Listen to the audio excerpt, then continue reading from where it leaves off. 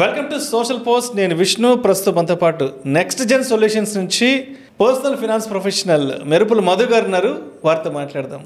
Sir Madhu గారు నమస్తే. Sir నమస్తే, గుడ్ మార్నింగ్ సార్.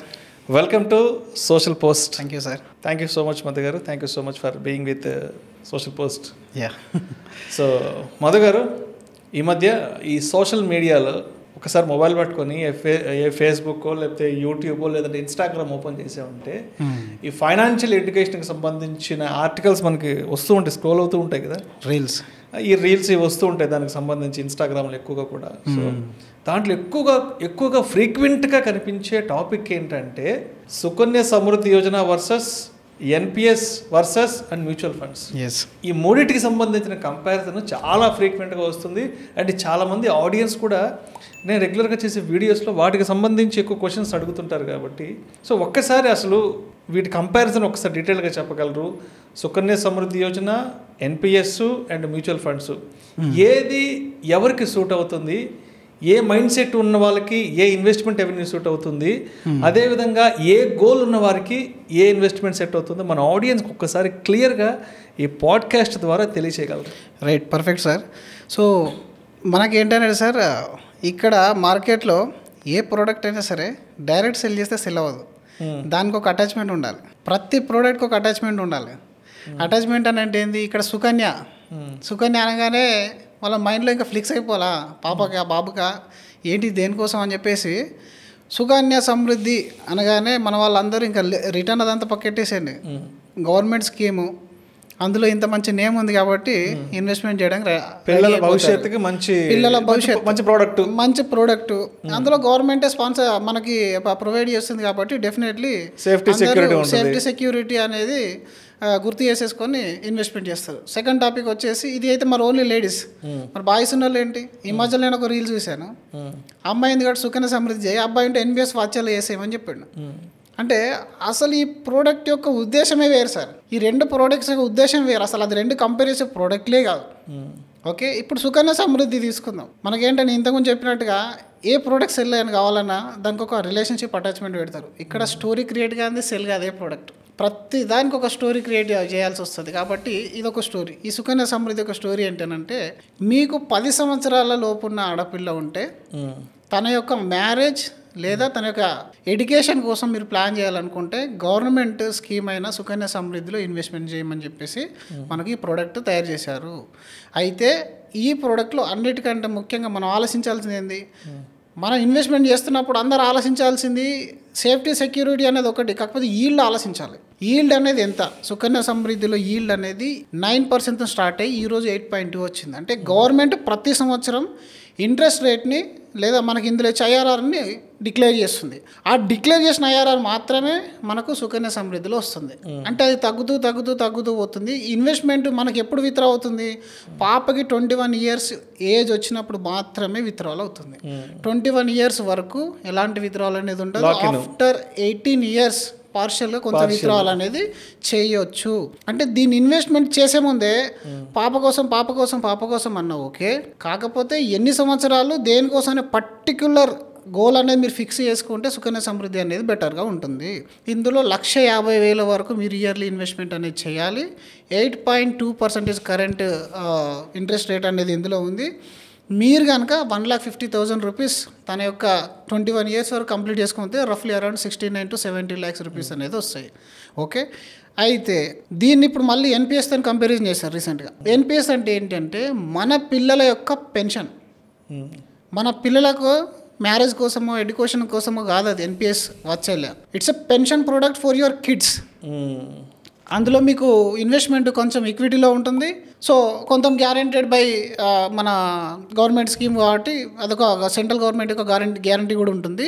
అయితే వేరియేషన్ గ్యారంటీ రిటర్న్ కాదు, కాస్త ఈక్విటీలో ఇన్వెస్ట్మెంట్ అయితే అవుతుంది. కానీ లిక్విడిటీ పార్ట్లో చూసుకున్నట్టయితే మీ అబ్బాయికి కానీ అమ్మాయికి కానీ 60 ఏళ్ళు వచ్చేంత వరకు మీరు ఏం చేయలేరు దాన్ని.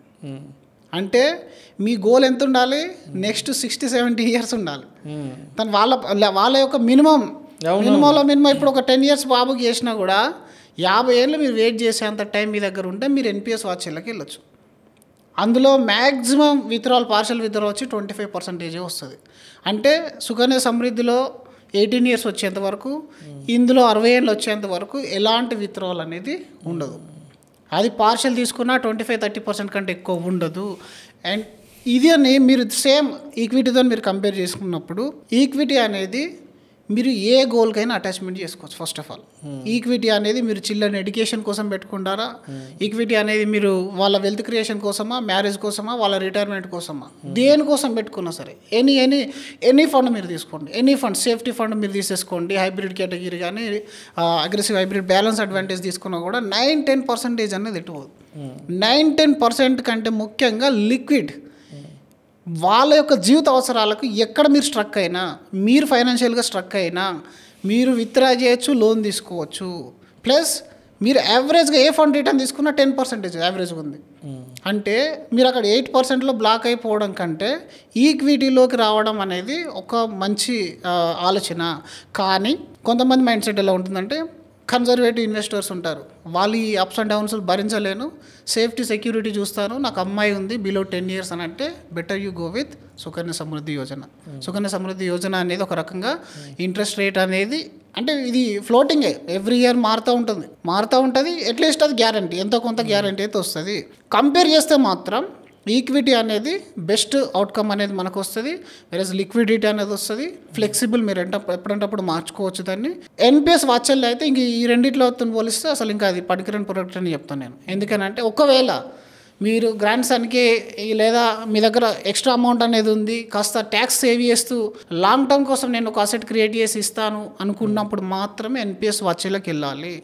అంతేగాని మీరు సోషల్ మీడియాలో రీల్స్ చూసి అందులో సుకన్య సమృద్ధిలో చేస్తే 69 వస్తుంది, ఎన్పిఎస్ వాచ్లో అయితే 1,20,00,000 వస్తుందని చెప్పేసి రీల్ చేస్తున్నారు, టైం మెన్షన్ చేయట్లేదు. అది ఎంత పెద్ద రాంగ్ అంటే మీరు ఇక్కడ టైం ఇవ్వట్లేదు. ఇక్కడ మీరు 21 years, అక్కడ 60 years, రెండింటి కంపారిజన్ ఎక్కడిది?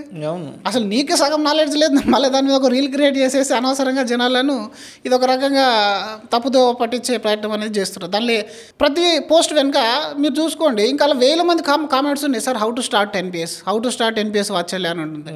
సో ఏ ప్రోడక్ట్ అయినా సరే దానికి ఒక థీమ్ అనేది మనం అర్థం చేసుకునే ప్రయత్నం అనేది చేయాలి. ఈరోజు మనం ఎన్పిఎస్ వాచలే కూడా best suitable for already rich families ఉంటాయి కొన్ని, వాళ్ళకి ఏం ప్రాబ్లం ఉండదు, ట్యాక్స్ ఎగ్జామ్టెడ్ కావాలి వాళ్ళకు, ఆ ట్యాక్స్ ఫ్రీ రిటర్న్ కావాలి. అంతేగాని ఒక middle class normal poor family నుంచి వచ్చి నువ్వు ఇప్పటి నుంచే అబ్బాయి ప్రేమతోనే అమ్మాయి మీద ప్రేమతోనే ఎన్పిఎస్ స్టార్ట్ చేస్తా అంటే అది కరెక్ట్ ప్రొడక్ట్ కాకపోవచ్చు బహుశా. సుకన్య సమృద్ధి అయితే సమ్ వాట్ వీటితో వెళ్ళిస్తే సెకండ్ కేటగిరీ అని చెప్పచ్చు.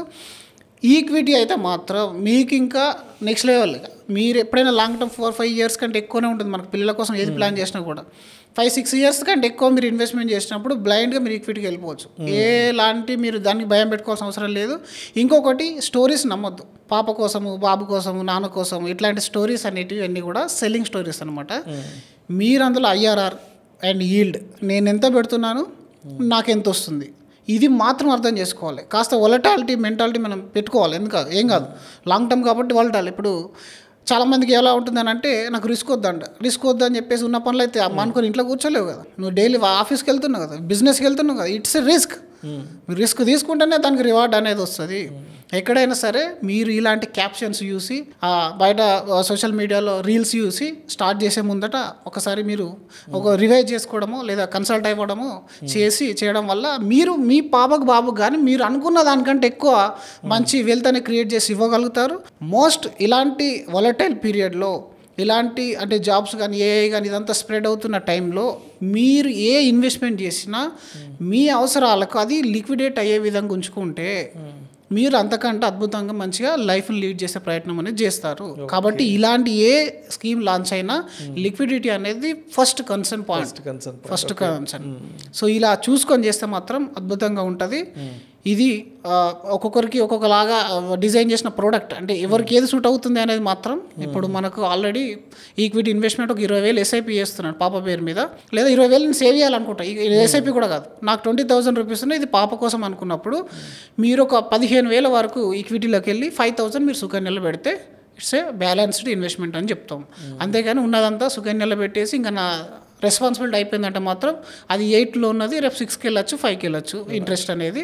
అప్పుడు మీరు అనుకున్న అమౌంట్ అనేది రాక మళ్ళీ ఇబ్బంది పడే పరిస్థితి అనేది ఉంటుంది.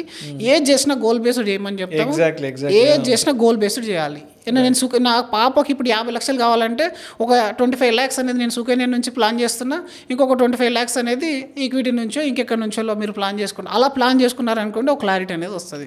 అంతేగాని మీరు ఈ నేమ్స్ని బట్టి స్టోరీస్ని బట్టి వెళ్ళడం వల్ల నష్టపోతారు. సో మొత్తానికి ఏదైనా ఒక ఇన్వెస్ట్మెంట్ చేసే ముందు ఒక 10 years తర్వాత, ఒక 15 years తర్వాత, ఒక 20 years తర్వాత ఆ రోజు మనం రీచ్ కావాలి అనుకున్న గోల్కి ఆ వచ్చే రిటర్న్స్ అనేవి ఫుల్ఫిల్గా సరిపోతాయా లేదా, ఆ రోజు మనకున్న గోల్స్ని ఇవి ఫుల్ఫిల్ చేయగలవా లేదా అన్నది మనం ముందే డిసైడ్ చేసుకొని దాని ప్రకారం ఇన్వెస్ట్మెంట్ చేసుకోవాలి. కానీ ఏదో గుడ్డిగా ఏదో కొత్తగా ఒక స్కీమ్ వచ్చేసింది, నేను కూడా అందరిలాగానే దాంట్లో ఇన్వెస్ట్మెంట్ పెట్టేస్తాను, లేదంటే ఇన్వెస్ట్మెంట్ పెట్టకపోతే నేనేదో లాస్ అయిపోతాను అన్న అలాంటి మైండ్ సెట్ కాదు. ఇవాళ మనం ఒక ఇన్వెస్ట్మెంట్ రెవెన్యూలోకి ఎంటర్ అయ్యామంటే over a period of time తర్వాత ఆ రోజు ఆ యొక్క పర్టికులర్ గోల్కి అది మనకి సహాయపడుతుందా లేదా అన్నది మనం ముందే ఫిక్స్ అయ్యి ఆ ఇన్వెస్ట్మెంట్లోకి దిగాలంటారు. అంతే. మనం ఫస్ట్ గోల్కి ఎంత రిక్వైర్మెంట్ అనేది అర్థం చేసుకోవాలి. ఎంత రిక్వైర్మెంట్ ఎక్కడి నుంచి నేను సోర్స్ చేసుకోగలుగుతున్నాను. నేను అందులో మీరు ట్రెడిషనల్ పాలసీ కడతానా, ఎఫ్డీ చేస్తానా, ఈక్విటీ పెడతానా, తర్వాత సుకన్య పెడతానా, అప్పుడు దానిలో పర్సంటేజ్ మీరు ఫిక్స్ కావాలి. నేను ఎక్కడి నుంచి ఎంత ప్లాన్ చేస్తున్నా అనేది, అది పర్ఫెక్ట్ సొల్యూషన్ అవుతుంది. సో మొత్తానికి ఏదైనా సరే ఒక 10-15 years తర్వాత ఇంట్లో పాప పెళ్ళికి మనకు ఒక లంసమ్ అమౌంట్ కావాలి ఎండ్ ఆఫ్ ది డే అన్నప్పుడు దానికి ఏది సరిపోతుంది. ఓ 5-10 years తర్వాత ఒక మంచి ఇల్లు కొనుక్కోవాలి అనుకున్నప్పుడు ఆ రోజు ఆ ఇల్లు కొనడానికి మనకి ఎంత సరిపడా డబ్బులు కావాలి అనేది ప్లాన్ ఆ విధంగా ప్లాన్ చేసుకొని ఇన్వెస్ట్మెంట్ చేయాలి. కానీ ఏదో వాళ్ళు చెప్పారు వీళ్ళు చెప్పారు, లేదా గవర్నమెంట్ నుంచి ఒక కొత్త స్కీమ్ వచ్చేస్తుంది పేపర్లో చదివేసో లేకపోతే ఇంకెక్కడో సోషల్ మీడియాలో చదివేసి మాత్రం ఇన్వెస్ట్మెంట్స్ చేయకూడదు. Right. Thank you sir. Thank you so much Madhu garu. So much Vishnu గారు. నాకు కూడా ఎప్పటి నుంచో ఈ సుకన్య సమృద్ధి యోజనకు సంబంధించి, ఎన్పిఎస్కి సంబంధించి, మ్యూచువల్ ఫండ్స్కి సంబంధించినటువంటి కొంత ఏదైతే ఉందో కొంత డిఫరెన్స్ అనేది వాళ్ళ ఫుల్ ఫ్లెడ్జ్డ్గా మీ ద్వారా కూడా తెలుసుకోగలను. అదేవిధంగా మన ఆడియన్స్కి కూడా ఒక డీటెయిల్డ్ ఇన్ఫర్మేషన్ నేను ఇవ్వగలుగుతున్నాను. Thank you so much sir. Thank you sir.